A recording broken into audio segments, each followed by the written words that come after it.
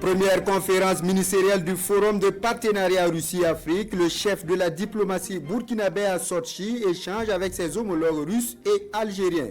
Au menu, les liens d'amitié et de coopération, les grands points de ces tête-à-tête en début de journal.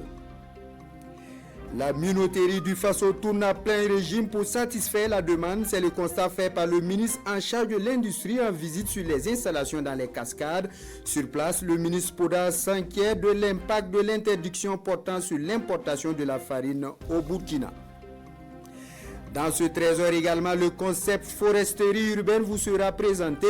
Au-delà de la plantation d'arbres, c'est tout un principe qui est élaboré pour des besoins sécuritaires.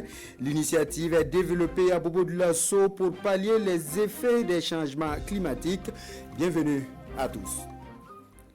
Ce communiqué du président du Faso pour commencer rappelle à Dieu de Monseigneur Jean-Marie Untani Compaoré, le chef de l'État compatit à la douleur de l'Église catholique du Burkina Faso. C'est avec consternation que j'ai appris le rappel à Dieu ce 9 novembre 2024 de l'archevêque émérite de Ouagadougou, Monseigneur Jean-Marie Untani Compaoré.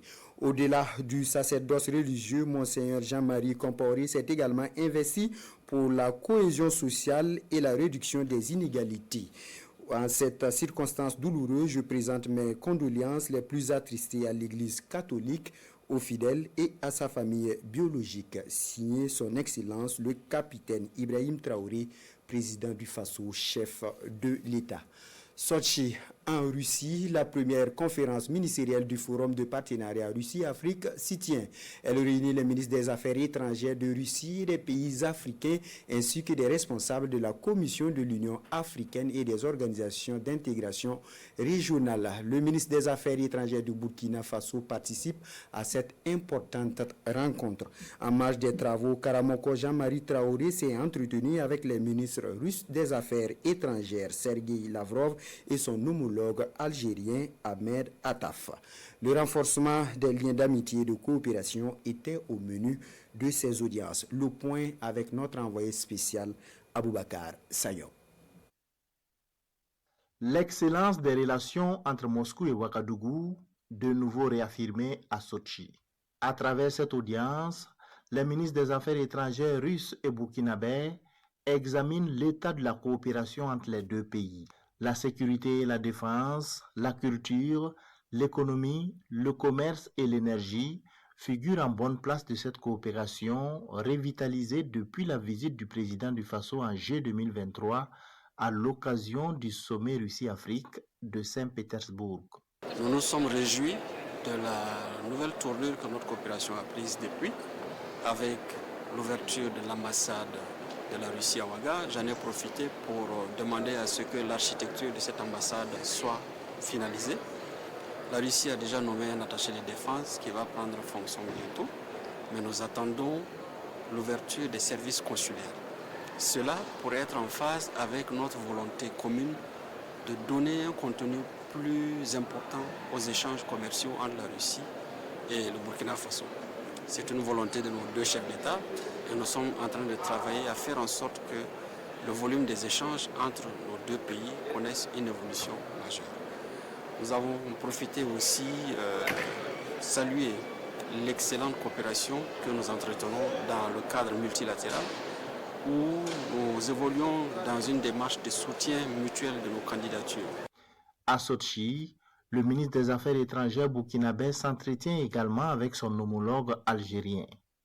Karamoko Jean-Marie Traoré et Ahmed Attaf discutent principalement de la relance de la coopération bilatérale.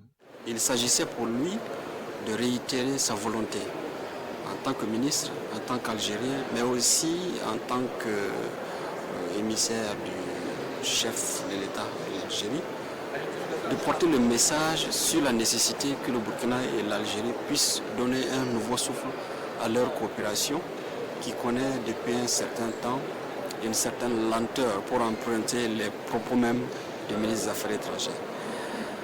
Nous avons pris très bonne note de cette requête et nous avons signifié que nous avons tous le devoir de travailler à ce qu'il y ait un dialogue permanent si nous voulons que le combat que nous menons ensemble au sein du continent africain mais aussi avec nos pays frères et sœurs contre l'insécurité, pour le développement. Si nous voulons que ce combat puisse réussir, nous devons créer davantage de cadres d'échange dans un esprit de sincérité. Le ministre des Affaires étrangères du Burkina Faso séjourne à Sotchi dans le cadre des travaux de la première conférence ministérielle du Forum de partenariat Afrique-Russie. Elle se tient le 9 et 10 novembre et réunit les ministres des Affaires étrangères de Russie et des pays africains, ainsi que des responsables des organisations d'intégration régionale du continent africain. Retour au Burkina où le ministre en charge de l'industrie est sur le terrain dans les cascades, précisément sur les installations de la minoterie du Faso. Sur le site, il a pu constater l'impact de l'interdiction en cours portant sur l'importation de la farine au Burkina Faso. L'usine tourne actuellement en plein régime pour satisfaire les commandes et présente également un bilan positif dans l'ensemble. Le point de la visite avec Drissa Traoré et Adama Julien Dambélé. Depuis la reprise de sa gestion par l'État, la minoterie du Faso, Minofa, connaît une nouvelle dynamique. Cette usine de production de farine de blé, jadis déficitaire, reprend un nouveau souffle et enregistre un bilan financier également positif. C'est l'information principale livrée au ministre de l'Industrie et du Commerce en visite sur le site à Banfora. Cet inversement de tendance à la Minofa trouve son explication dans les mesures d'accompagnement de l'État, surtout celle interdisant l'importation de la farine de blé. C'est cette mesure qui a permis de fonctionner en plein régime, d'augmenter les chiffres, améliorer la santé économique et financière de la société. Nous passons de la production, disons, de 1000 tonnes par mois à 3000 tonnes par mois. Et depuis cette interdiction, les activités ont repris. Pour des entités qui avaient prévu faire des licenciements, aujourd'hui au contraire, ils sont en train de faire donc des renforcements de leur personnel pour faire face à la demande qui est là et qui permet à ces entités-là donc de tourner. Et nous le constatons, il y a le besoin qui est là de renforcer les capacités pour faire face à la demande. Il a attendu à présent de la Minofa qu'elle soit davantage une pièce maîtresse de la politique de production et du consommation local, conformément aux orientations définies par les plus hautes autorités. La vision est de permettre très prochainement à la minoterie du Faso de produire de la farine à partir de la matière première agricole locale. Telles que la farine donc de maïs, la farine de mil et la farine aussi de blé, qui sera issue de la production agricole nationale du fait donc de toutes les initiatives prises par le chef de l'État pour encourager la production de blé au Burkina Faso. Nous avons effectué des missions auprès d'équipementiers à travers 3 pays et ils ont déployé des spécialistes ici qui ont fait le tour de l'enceinte donc de la Minofa pour voir comment renforcer ses capacités de production avec de nouvelles lignes. Il y a d'autres missions qui ont été assignées à la minoterie, c'est de travailler à ce que la matière première qu'est la farine puisse être transformée par des succursales, des sortes de boulangeries de l'entité pour produire du pain. Serge Nyanyodem, Poda et sa délégation ont donc saisi l'occasion pour s'imprégner de l'état d'évolution des travaux d'une de ces boulangeries succursales. Bien avant cette étape des cascades, la délégation était sur le chantier du Centre national d'appui à la transformation artisanale du coton Sénatak de Bobo-Dioulasso pour le même exercice. Un centre également dédié à la promotion de la politique de production et du consommation local à travers le renforcement des compétences techniques et entrepreneuriales des artisans burkinabés. Pendant ce temps, des commerçants et entrepreneurs s'approprient davantage les lois et les réglementations qui régissent le commerce au Burkina Faso dans la région de l'Est. Ils se perfectionnent à l'initiative de la délégation consulaire régionale et de la Chambre de commerce et d'industrie du Burkina Faso. Et c'est à travers une caravane d'appui conseil des entreprises ponctuée par une mini-exposition des produits locaux et des rencontres B2B. Le reportage de Désiré Ilboudou et de Joël Tendambiga. Ces citoyens évoluent dans le secteur informel et l'entrepreneuriat dans la région de l'Est. Ils sont ici à l'école du commerce pour perfectionner leurs activités. Ce cadre leur est offert par la délégation consulaire régionale et la Chambre de commerce et d'industrie du Burkina. À la fin de cette caravane, nous puissions être bien outillés.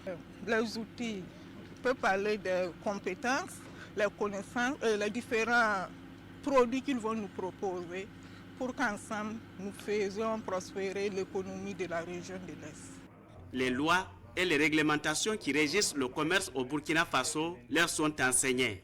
Faire connaître un ensemble de services et à l'issue de ces différentes interventions, nous avons prévu des sessions, des séances B2B qui permettront à ces responsables d'entreprise d'échanger directement avec les différentes structures. Il y a l'APEC, la Sonapost, il y a la direction régionale des impôts et également du commerce. Et j'invite ces entreprises-là à pouvoir venir vers ces institutions pour pouvoir avoir des conseils, pour également avoir des appuis techniques et financiers pour se relancer. Ces participants à la caravane d'appui conseil des entreprises ont profité de leur séjour à la Chambre de commerce pour organiser un don de sang pour le Centre national de transfusion sanguine. Et l'APEC, l'agence de promotion de l'entrepreneuriat communautaire, continue de se déployer auprès des populations. Et c'est au tour des VDP nationaux d'adhérer à cette initiative présidentielle à travers des souscriptions. Environ 1000 VDP se sont inscrits. Moussaki. Centre national de formation des volontaires nationaux pour la défense de la patrie, des VDP, qui reçoivent ici leurs documents après avoir souscrit à l'entrepreneuriat communautaire. Une fierté pour ces futurs combattants de contribuer au développement socio-économique du Burkina Faso. Et le commandant du centre tient un message de remerciement à l'endroit des responsables de l'initiative. Disons merci aux agents de l'APEC, l'agence pour la promotion de l'entrepreneuriat communautaire, qui nous a permis d'honorer une fois de plus un des engagements patriotiques ce matin. Il faut le dire, pourquoi? Parce que ces souscriptions viendront contribuer au développement économique de ce pays. L'APEC, c'est une très bonne chose, et si tous les Burkinabés pouvaient faire autant pour un Burkina meilleur, et ça sera la bienvenue. Les responsables de l'APEC saluent également cet engagement patriotique de la part des VDP nationaux. Un acte qui peut convaincre d'autres structures à adhérer à l'initiative présidentielle pour le développement endogène du pays des hommes intègres. C'est plus de 1000 personnes qui ont souscrit, qui ont adhéré ce matin. Donc c'est une fierté. Nous remercions les premiers responsables qui ont initié cette activité pour que les gens puissent souscrire. Et nous invitons également tout le monde à faire comme eux et souscrire en masse pour qu'ensemble nous puissions obtenir les résultats et les chefs de l'État nous a assigné. L'entrepreneuriat communautaire lancé le 12 juin 2023 à Ouagadougou par le président du Faso, le capitaine Ibrahim Traoré, totalise à nos jours plus de 300 000 adhérents avec une enveloppe financière de plus de 18 milliards de francs CFA. Dans le Sahel, le chargé de mission de la présidence du Faso pour le compte de la région a remis officiellement du matériel à la délégation spéciale de la commune de Dori. C'est un don composé de moyens roulants et bien d'autres équipements. Ce geste entre dans le cadre de l'initiative présidentielle pour le développement communautaire. Souleymane Kwanda et Séni Kentouri. 4 tricycles, des bacs à ordures et bien d'autres équipements remis ici par le chargé de mission de la présidence du Faso pour le compte de la région du Sahel à la délégation spéciale de la commune de Douri. Une dotation qui entre dans le cadre de l'initiative présidentielle pour le développement communautaire. Une initiative qui vise à soutenir les projets d'assainissement. À travers ce don, donc, nous espérons que les populations vont d'abord en faire bon usage, mais que également donc, les populations vont s'approprier donc, de tout ce qui va rentrer donc, dans le cadre donc, de l'initiative présidentielle pour le développement communautaire, et que les populations, surtout donc, les jeunes, vont comprendre le message donc, du chef de l'État. Cette remise est bien appréciée ici par la délégation spéciale qui promet en faire un bon usage. La commune n'avait que le seul camion, le camion porte-bac avec lequel nous faisions nos travaux. Mais avec ce matériel-là, en tout cas, nous aurons encore plus de facilité de mener nos activités d'assainissement au sein de la ville. Comme j'ai l'habitude de le dire, l'assainissement ça contribue non seulement à améliorer notre cadre de vie, mais aussi à nous protéger contre les maladies. Outre la commune de Douri, le chargé de mission promet ici d'autres dons les mois à venir aux autres communes du Sahel. Un ensemble de dons en soutien aux actions du gouvernement. Soutien également manifesté par les ressortissants de Sourgou dans la région du centre-ouest à travers une contribution à hauteur de 2 500 000 francs CFA pour la lutte contre l'insécurité au Burkina Faso.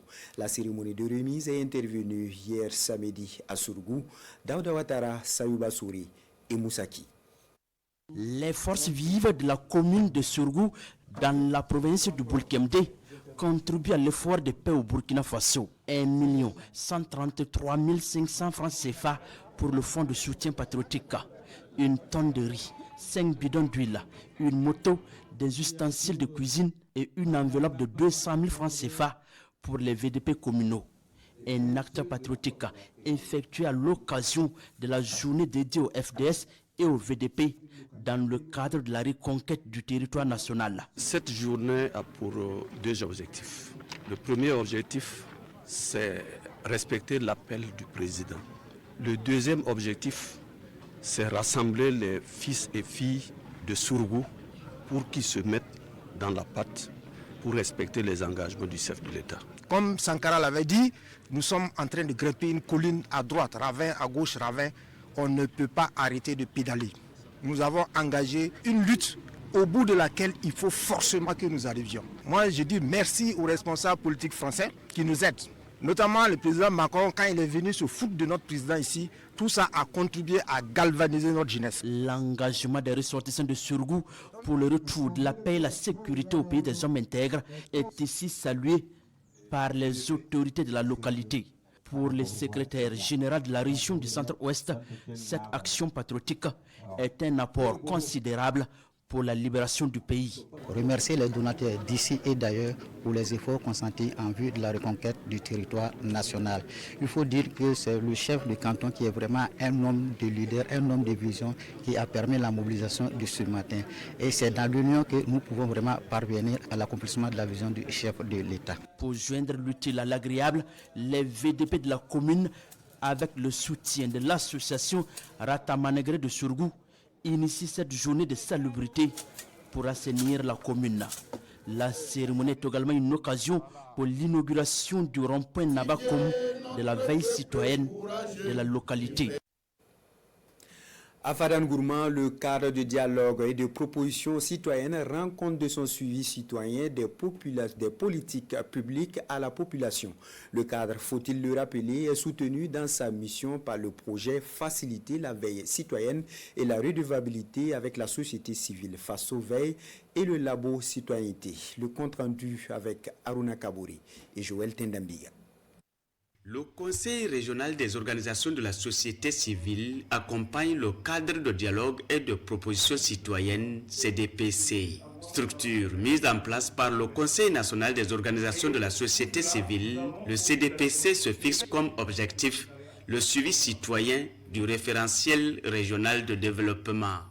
Il était donc de bon ton qu'après pratiquement un an d'existence, le CDPC poursuit la modeste ambition de vous faire le bilan de ses activités, déclinant le rapport de sa participation au Conseil régional de dialogue, recueillir vos recommandations en vue de l'élaboration d'un plan d'action actualisé. À travers cet exercice de redevabilité, le cadre de dialogue et de proposition citoyenne CDPC entend mieux apporter sa contribution pour une meilleure exécution des politiques publiques. Le cadre a identifié deux thématiques dans la région de l'Est, notamment la santé et l'action humanitaire. Nous sommes allés vers les acteurs pour recueillir un peu quelle est la situation réelle dans ces deux domaines cités. Au niveau de la santé, ce qu'ils ont fait ressortir comme point vraiment saillant, c'est l'approvisionnement des DRD au CSPS et de la CAMEC au DRD.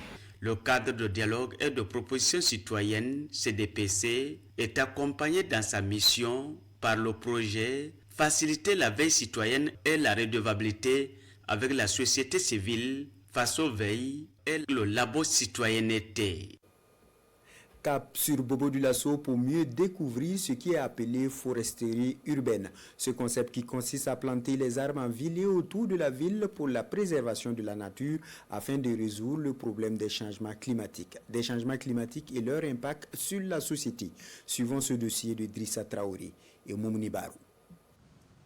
Des pépinières avec diverses variétés de plantes, on en trouve un peu partout dans la ville de Sia. Ils sont nombreux, ces pépiniéristes qui proposent aux clients une gamme d'offres variées. On fait plantation des arbres fruitiers, surtout les manguiers, et puis les palmiers, palmes à l'huile, les cocotiers et consorts. Avant, les gens croyaient qu'il faut être riche pour planter des arbres dans la cour ou quelque chose. Non. Or maintenant, les gens ils ont bien compris. Voilà, donc même en saison 16, les saisons 16, c'est les arbres botaniques là, qui marchent. À la périphérie ouest de la ville de Bobo Dioulasso, précisément à Nassau, un particulier dont le visage est bien connu. L'homme a su transformer cet espace en renforçant le couvert végétal avec plusieurs espèces d'arbres. J'ai pensé à l'université, j'ai pensé également à l'INERA, j'ai pensé à l'école forestière qui ont d'autres préoccupations dans le domaine du botanique. Donc du coup, et puis comme la zone est favorable ici, j'ai fait venir des espèces de la Côte d'Ivoire, de Ghana. Quand je voyage du Maroc, en Belgique, les autres pays, là, j'amène des graines et je fais pousser. Et je fais le tour de la ville également pour voir dans une cour quelle est l'espèce que je n'ai jamais vue. Et donc j'ai fait tout pour ramener ça ici. Et donc du coup, aujourd'hui, quand vous êtes dans ce domaine-là, si vous venez ici en tout cas, l'espèce que vous recherchez, vous allez trouver. Voilà. Donc ceux qui sont dans le domaine de la pharmacopée aussi, viennent aussi. Je suis surpris chaque fois que les gens viennent, ils commencent à venir couper. Voilà, donc parce que partout ils cherchent, on ne trouve pas. Une initiative encouragée par les techniciens de l'environnement pour qui de telles entreprises améliorent la biodiversité et apportent des réponses adéquates aux enjeux climatiques du moment. Il y a des nouvelles tendances même qui sont en train de voir le jour, telles que la sylvothérapie. Aujourd'hui même, on se dit même que la présence même de la forêt même permet même d'apporter même la santé. Il y en a que ça a été démontré aujourd'hui, il y a des pays qui expérimentent ça aujourd'hui. Voilà. Donc c'est vraiment important d'avoir ces forêts-là à l'intérieur des villes. Si c'est des plantations qui sont dans les zones qui sont maîtrisées, ça ne doit pas s'arrêter. C'est-à-dire pour quelqu'un qui veut planter un arbre dans sa cour, peut planter à tout moment. La lutte pour la restauration du couvert végétal et contre les changements climatiques est prise à bras le corps par le ministère en charge de l'environnement. Un ministère qui innove à travers des concepts tels que mon entreprise, mon bosquet, mon rond-point, mon aménagement paysager, tout en contribuant à minimiser les effets négatifs des changements climatiques. Ces initiatives contribuent à embellir nos cités. Registre éducation avec la deuxième édition de la semaine d'activité parascolaire dans la région de l'Est, portée par le Centre d'innovation et d'expertise Yanfodano. Il s'agit d'accompagner les parents d'élèves, les enseignants et les établissements à offrir aux élèves une scolarité heureuse et de qualité. Pour cette deuxième édition, les acteurs de l'éducation ont échangé sur le leadership parental, les droits et savoirs des parents envers les enfants. Le compte-rendu de Haruna Kabori et Joël Tendambia.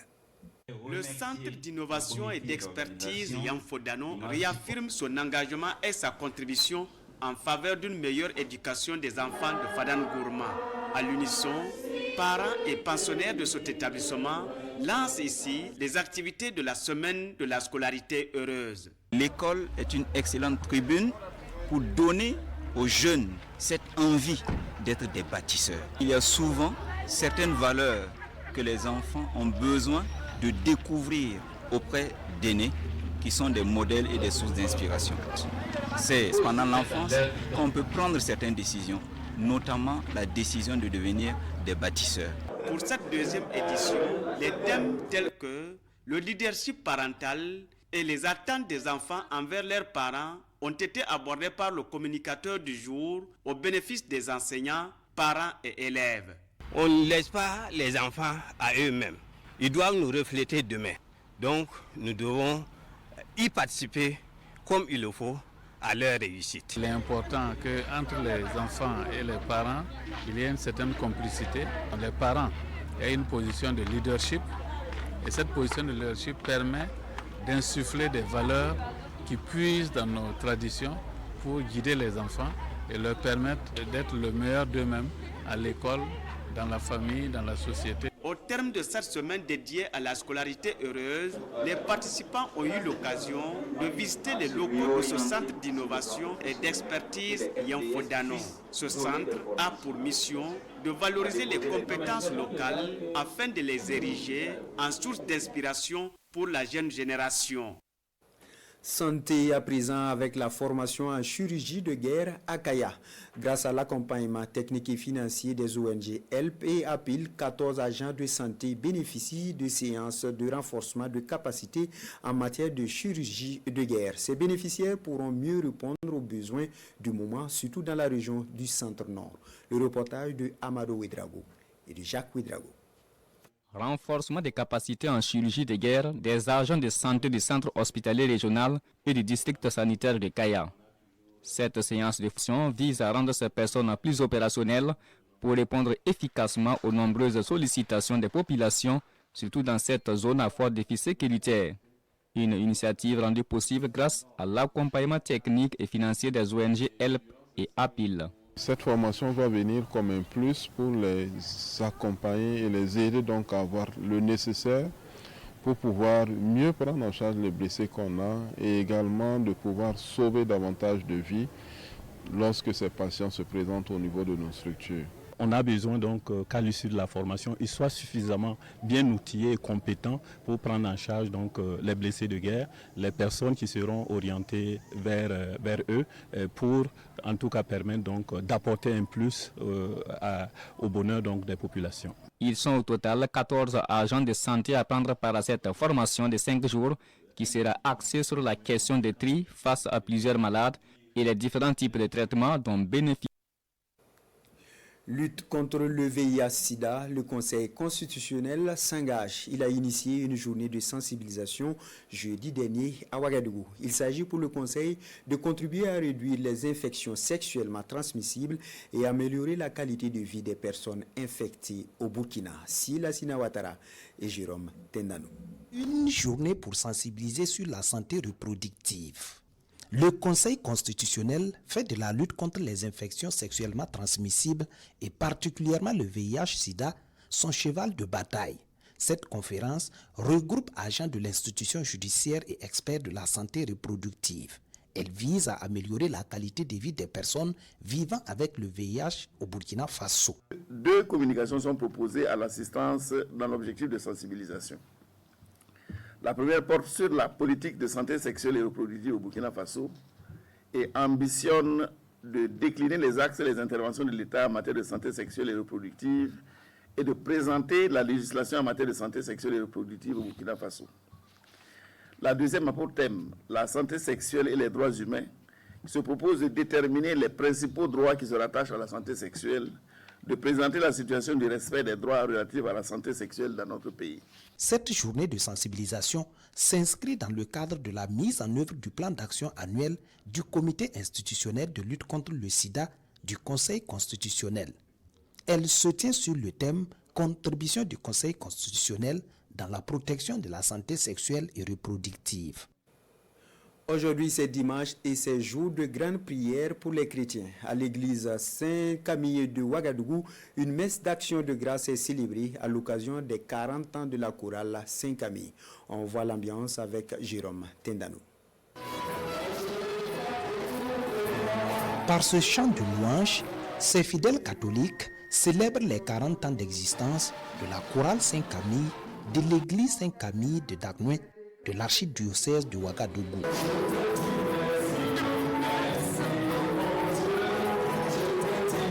Beaucoup de joie, beaucoup de fierté. 40 ans, ce n'est pas 40 jours. Et voir qu'il y a eu des dévanciers qui nous ont légués. Nous aussi, nous travaillons à ce que la flamme reste allumée.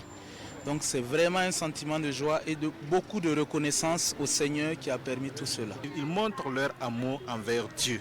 Leur amour envers Dieu et leur amour envers les prochains parce que à travers le chant, ils aident les fidèles à prier 2 fois. Car comme dit Saint Augustin, bien chanter, c'est prier 2 fois.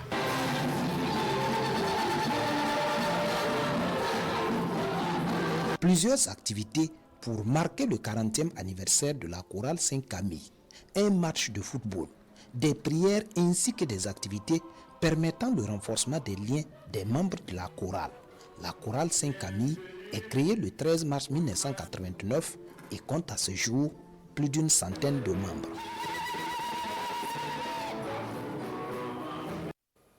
Sport football, après le derby de Sia remporté hier par l'ASFB devant le RCB, place aujourd'hui au Fasico du Faso Ligue 1. C'est le choc du jour qui cristallise les attentions des supporters de l'ASFA Yenenga et de l'Étoile filante de Ouagadougou. Jeudi dernier, les entraîneurs des deux équipes étaient face à la presse pour donner leur lecture de cette opposition. Des précisions avec Salifou Ouedraogo. Un vent de crise semble souffler à l'ASFA Yenenga. En manque de résultats depuis le début de la saison, les protégés de la princesse Yenenga traversent une véritable zone de turbulence.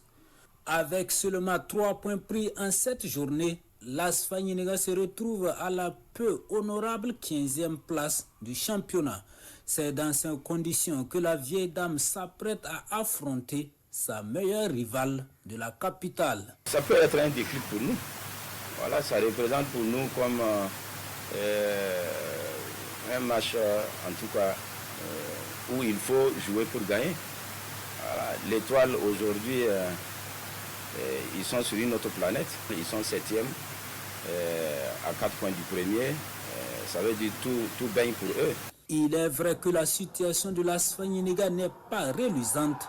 À l'Étoile filante de Ouagadougou, l'on reste cependant prudent, surtout que les hommes de Cheikh Hamidou Ouattara ont connu un passage à vide à la 5e et 6e journée avant de se reprendre face au Sporting des Cascades. C'est une équipe qui est dans le dur, mais contre EFO, ça va être un autre match.